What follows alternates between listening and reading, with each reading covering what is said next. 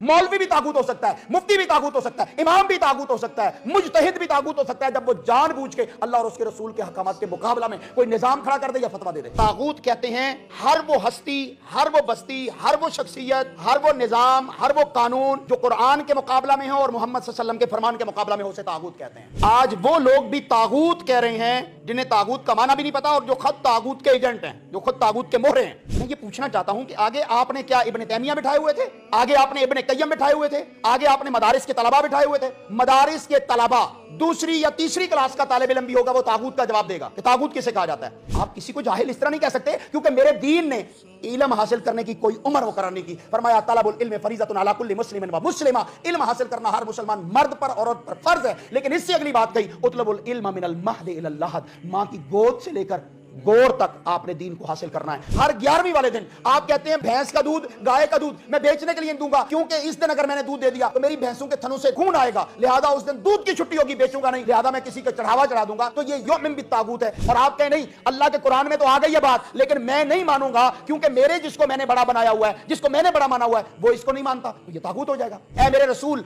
आपने मेरे निजाम में, मेरे पैगाम में, मेरे फरमान में, मेरी शरीयत में, मेरे दीन में आपने जर्रा बराबर भी अपनी तरफ से इजाफा कर लिया।